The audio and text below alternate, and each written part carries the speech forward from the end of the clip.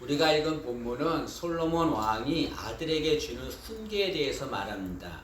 훈계의 내용은 지혜를 얻으라는 것입니다. 우리 5절 말씀을 한번 보시죠. 5절 보시면 지혜를 얻으며 명철을 얻으라. 또 7절 말씀도 보시면 지혜가 제일이니 지혜를 얻으라. 솔로몬은 아들에게 지혜를 얻으라 라고 훈계합니다. 여러분, 솔로몬은 이 당시에 누구보다도 강력한 왕이었습니다. 많은 부가 있는 왕이었고 명예와 권력을 가진 왕이었습니다. 때문에 솔로몬 왕은 얼마든지 부를 얻으라 라고 훈계할 수 있었습니다. 권력을 얻으라 라고 훈계할 수 있었습니다. 그러나 솔로몬은 그렇게 말하지 않았습니다. 지혜를 얻으라 라고 훈계합니다.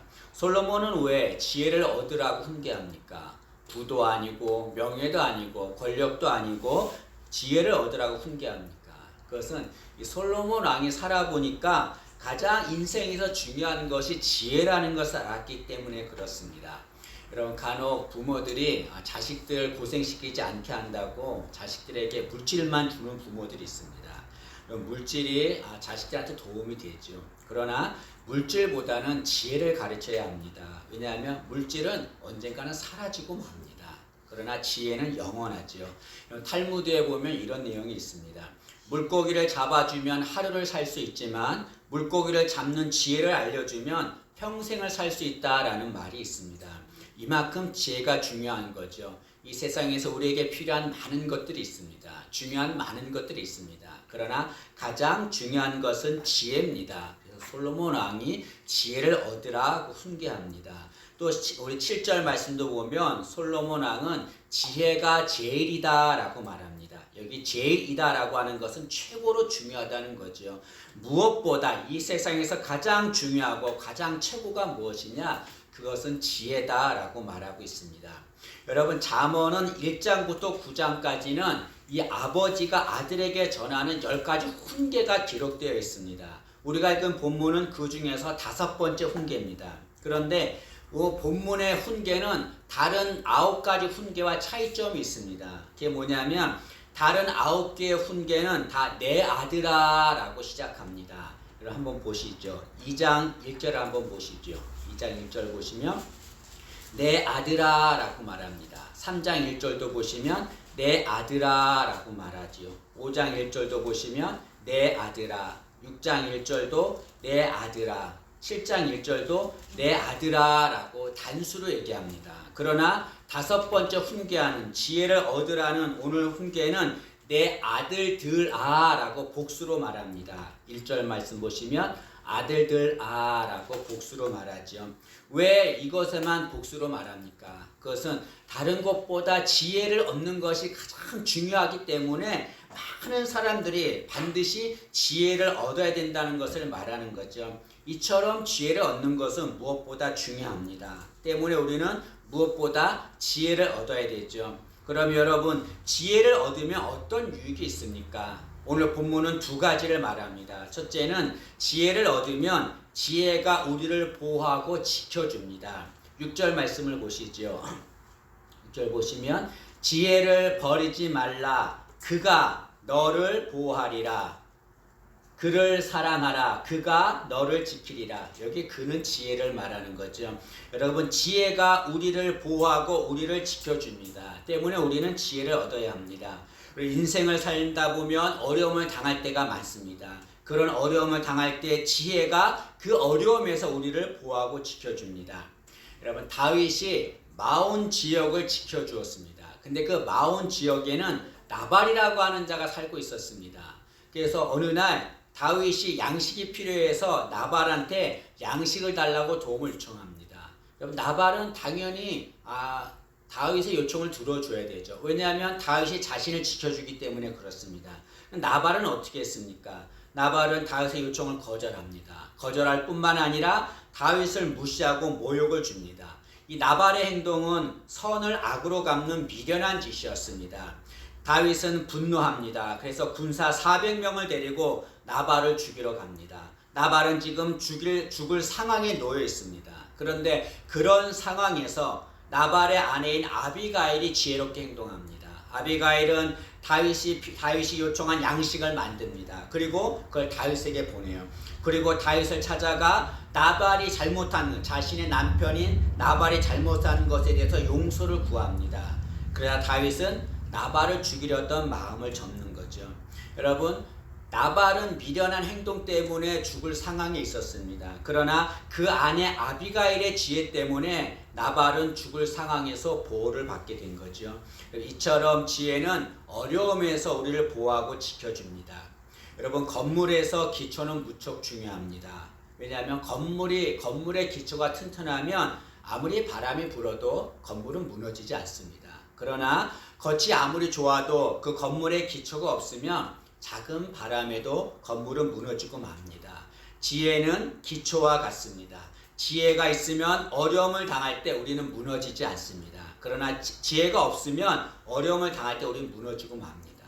그러나 지혜가 있으면 어려움을 당해도 그 지혜가 우리를 어려움에서 보호하고 지켜줍니다. 그래서 무너지지 않습니다. 여러분, 등산 용어 중에 링반더롱이라고 하는 것이 있습니다. 링반더롱이라고 하는 것은 산을 오르다 보면 안개가 끼고 눈보라가 일 때가 있습니다. 그럴 때 감각을 잃어버려요. 어디로 갈지 앞이 보이지 않아서 감각을 잃어버립니다. 그래서 같은 자리를 계속 맴도는 거예요. 그걸 링반더롱이라고 합니다. 여러분, 산에서 이런 안개가 끼거나 눈보라가 치거나 어려움을 당하면 미련한 자는 어떻게 하냐면 무작정 걷습니다. 그냥. 그러면 계속 같은 자리만 도는 거예요. 지혜로운 자는 어떻게 합니까? 나침판을 활용합니다. 또는 높은 곳에 올라가서 지형을 살핍니다. 그래서 안전한 곳으로 찾아가 내려가는 거죠. 우리 인생에서도 링반더롱 같은 상황을 만날 때가 있습니다. 앞이 보이지 않는 어려움을 당할 때가 있습니다. 그럴 때 지혜가 있으면 그 지혜가 우리를 보호하고 지켜주는 거죠. 여러분, 하나님이 에덴 동산 중앙에 생명나무와 선악과를 심으셨습니다. 그리고 말씀하시기를 이 생명나무는 먹어도 되지만 선악과를 먹으면 안 된다. 먹으면 반드시 죽는다고 말했습니다. 여러분, 생명나무를 먹으면 하나님의 보호를 받으며 영생하게 됩니다. 그런데 이 생명나무를 먹으면 영생하게 되는데 이 아담과 하와는 생명나무를 먹지 못하고 에덴 동산에서 쫓겨나고 맙니다. 왜냐하면 아담과 하와가 선악과를 먹었기 때문에 그렇습니다. 에덴 동산에 쫓겨난 그들은 생명나무를 먹지 못하게 되었습니다. 그로 인해서 그들은 하나님께서 생명을 보호하는 은혜를 받지 못하게 된 거죠. 그런데 이 생명나무가 무엇이냐면 지혜다라고 말합니다. 우리 읽지 않았지만 우리 3장 18절 말씀을 보시죠. 3장 18절 말씀 보시면 지혜는 그 얻은 자에게 생명나무라 지혜를 가진 자는 복되도다. 3장 18절은 지혜가 무엇이냐면 생명나무다라고 말합니다. 에덴 동산에서 생명나무를 먹으면 하나님이 그 아담과 하와의 생명을 보호해 주십니다. 그런데 이 지혜가 생명나무라고 하는 것은 무엇을 말합니까? 이 지혜가 우리가 어려움을 당할 때 우리의 생명을 지키고 보호한다는 것을 말하는 거죠. 이처럼 지혜는 귀하고 소중한 것입니다. 때문에 우리는 지혜를 얻은 자가 되어야 합니다. 또 지혜를 얻으면 어떤 유익이 있습니까? 지혜를 얻으면 그 지혜가 우리를 존귀하게 해줍니다. 우리 8절과 9절 말씀을 한번 보시죠. 8절과 9절 보시면 그를 높이라, 그는 지혜를 말합니다. 그를 높이라, 그리하면 그가 너를 높이 들리라. 만일 그를 품으면 그가 너를 영화롭게 하리라. 그가 아름다운 관을 내 머리에 두겠고 영화로운 면류관을 내게 주리라 하셨느니라. 여기 지혜가 우리를 영화롭게 한다라고 말합니다. 존귀하게 한다는 것을 말하는 거죠. 여러분, 3절 말씀 보면 솔로몬 왕은 자신은 유약한 외아들이었다라고 말합니다. 3절 말씀 한번 보시죠. 3절 보면 나도 내 아버지에게 아들이었으며 내 어머니 보기에 유약한 외아들이었노라. 솔로몬 왕은 자신은 유약한 외아들이었다고 말합니다. 이것은 자신은 사람들에게 인정받지 못한 자였다는 것을 말하는 거죠. 여러분, 솔로몬에게는 형이 9명이 있었습니다. 때문에 자신은 왕이 될 자격이 되지 않습니다. 우리 9명의 형이 있었기 때문에 형이 왕이 되는 거죠. 자신은 왕이 될 수 없었습니다. 그러나 그는 존귀한 왕이 되었습니다. 여러분, 왕이 될 수 없었던 솔로몬, 그렇게 유약한 자가 어떻게 존귀한 왕이 될 수 있었습니까? 그것은 하나님께 지혜를 받았기 때문에 그렇습니다. 솔로몬 왕이 하나님 앞에 일천 번제를 드립니다. 하나님 그것이 보시기에 너무나 기뻐하셨어요. 그래서 솔로몬 왕한테 네가 필요한 것이 무엇이냐, 그걸 구하라. 그럼 내가 주겠다라고 말씀하셨습니다.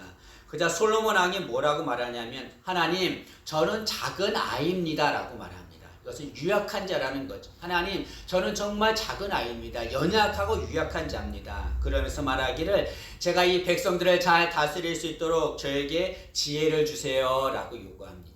하나님이 기뻐하시고 그에게 지혜를 주었습니다. 유약한 솔로몬은 하나님께 지혜를 받자 그는 존귀한 왕이 되었습니다. 솔로몬이 그 지혜로 모든 일을 지혜롭게 잘 처리했습니다. 그러자 많은 사람들이 솔로몬을 존경했죠. 뿐만 아니라 여러 나라에서 그 솔로몬 왕의 지혜를 배우려고 왔습니다.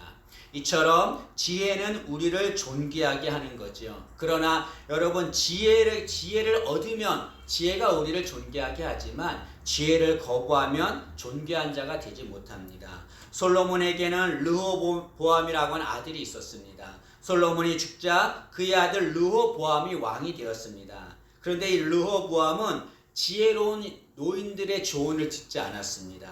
지혜롭지 않는 젊은 친구들의 조언을 들었습니다. 그로 인해서 르호보암은 백성을 잘 다스리지 못하는 왕이 되었고, 그는 악한 왕으로 기록되었습니다. 그는 존귀한 자가 되지 못한 거지요. 여러분, 지혜는 우리를 존귀하게 만듭니다. 여러분, 인간은 다른 피조물과 비교하면 정말 연약한 존재입니다. 인간은 독수리처럼 날 수도 없습니다. 코끼리에게는 상대가 되지 않습니다. 아무리 용맹한 사람도 사자를 이길 수 없습니다. 아무리 달리기를 잘해도 말을 이길 수 없습니다. 인간은 이렇게 다른 피조물에 비해서 정말 유약하고 연약한 자입니다. 그런데 그런 유약한 인간이 피조물들을 다스리는 존귀한 자가 되었습니다. 어떻게 그렇게 되었습니까? 인간에게는 지혜가 있기 때문에 그런 거죠. 지혜는 인간을 존귀하게 만듭니다. 우리 모두가 다 이 지혜를 얻어서 존귀한 자가 되기를 진심으로 소망합니다. 여러분, 두 가지를 말씀드렸습니다. 지혜의 유익. 첫째는 지혜는 우리를 어려움에서 보호하고 지켜줍니다. 또 지혜는 우리를 존귀하게 합니다. 우리는 이 지혜를 얻어야 합니다. 그러면 어떻게 하면 이 지혜를 얻을 수 있습니까? 그럼 어떻게 해야 지혜를 얻을 수 있는 거죠? 지혜를 얻으려면 방법은 딱 하나입니다. 주님께 나와야 합니다. 여러분, 세상 지식을 얻으려면 많은 책을 읽으면 됩니다. 그리고 연구를 하면 됩니다. 그러면 지식을 얻을 수 있어요. 그러나 지혜는 많은 책을 읽는다고 연구를 한다고 얻지 못합니다. 지혜는 주님께 나와야만 얻을 수 있습니다. 왜 그렇습니까? 그것은 주님이 지혜가 되시기 때문에 그렇습니다. 고린도전서 1장 24절입니다.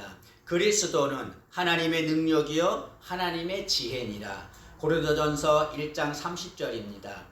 예수는 하나님으로부터 나와서 우리에게 지혜와 위로움과 거룩함과 구원함이 되셨으니, 예수님이 우리의 지혜가 되신다라고 말씀합니다. 그 지혜가 되신 주님께 나오면 우리는 지혜를 얻을 수 있습니다. 여러분, 잠언 8장을 한번 보시죠. 잠언 8장 말씀 보시면, 잠언 8장은 지혜에 대해서 말씀하는데 이 지혜를 의인화시켜서 설명합니다. 지혜가 어떤 것인가 라는 걸 설명합니다. 세 가지를 설명하는데요. 첫째로 이 지혜는 창조 전에 있었다라고 말합니다. 여러분, 8장 24절 말씀을 한번 보시죠. 8장 24절 보시면, 아직 바다가 생기지 아니하였고 큰 샘들이 있기 전에 내가 이미 났으며, 이 지혜가 바다가 생기기 전, 샘들이 생기기 전, 이 세상이 창조되기 전에 이미 있었다라고 말합니다. 그리고 이 지혜는 하나님이 세상을 창조할 때 그 창조 사역에 동참했다고 말합니다. 8장 27절 말씀을 보시죠. 그가 지혜를 말하죠. 하나님이죠. 그가 하늘을 지으시며 궁창을 해면에 두르실 때에 내가, 지혜가 거기 있었고 라고 말합니다. 30절 말씀도 보시죠. 30절 보시면, 내가 그 곁에 있어서 창조자가 되어 날마다 그의 기뻐하신 바가 되었으며 그 지혜가 창조자가 되었다고 말합니다. 하나님이 세상을 창조하실 때 그 곁에 함께 있었고 하나님과 함께 세상을 창조했다고 말합니다. 그리고 이 지혜는 세상에 내려와서 사람들과 기뻐했다고 말합니다. 31절 말씀을 보시죠. 사람이 거처할 땅에서 즐거워하며 인자들을 기뻐하였느니라. 이 지혜가 사람들이 거처하는 세상에 와서 사람들과 기뻐했다고 말합니다. 여러분, 태초에 계셨고 그리고 하나님과 함께 천지를 창조하셨고 세상에 내려와 인간과 함께 하신 분 딱 한 분 계십니다. 그분이 누구십니까? 그분이 예수 그리스도시지요. 이것은 하나님, 주님은 우리의 지혜가 되신다는 것을 말씀합니다. 주님은 태초부터 계셨던 하나님이십니다. 그리고 하나님과 함께 이 세상을 창조하셨고 이 세상에 인간의 몸으로 오셔서 십자가에 죽으시고 우리를 구원하셨습니다. 주님이 우리의 지혜가 되십니다. 때문에 그 지혜가 되시는 주님께 나오면 우리는 지혜를 얻게 되는 거죠.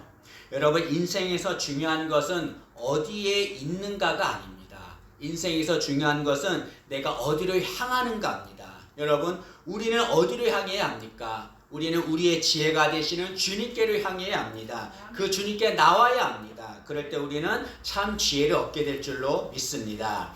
여러분, 예수님의 제자들을 보세요. 그들은 지혜가 없는 자들이었습니다. 천한 어부 출신이었습니다. 배운 것이 없는 자들이었습니다. 그런데 그런 지혜롭지 못한 자들이 하나님의 말씀을 전하자 많은 사람들이 그 말씀에 감동을 받고 회개를 받고 그 말씀 전하는 것에 놀라워합니다. 그리고 그렇게 지혜롭지 못한 자들이 교회를 세웠고 초대교회 지도자가 되었습니다. 어떻게 지혜롭지 못한 그들이 지혜로운 자만이 할 수 있는 하나님의 말씀을 전하고 교회를 세우고 교회 지도자가 될 수 있었습니까? 그들은 주님을 만났기 때문에 그런 거지요. 주님을 만났기 때문에 그들은 지혜로운 자가 될 수 있었습니다. 마찬가지입니다. 우리도 주님을 만나면 지혜로운 자가 될 수 있습니다. 세상 많은 사람들은 지식을 쌓으려고 많은 노력을 합니다. 그러나 지식보다 중요한 것은 지혜입니다. 그 지혜는 주님만이 주시는 것입니다. 참 지혜가 되시는 주님, 그 주님 앞에 나올 때 우리가 지혜를 얻게 될 줄로 믿습니다. 말씀을 마치겠습니다. 하나님은 솔로몬을 통해서 우리에게 지혜를 얻으라 라고 말씀하고 있습니다. 참다운 지혜가 되신 주님, 그 주님을 만나서 지혜를 얻어서 지혜로운 자가 되기를 진심으로 소망합니다.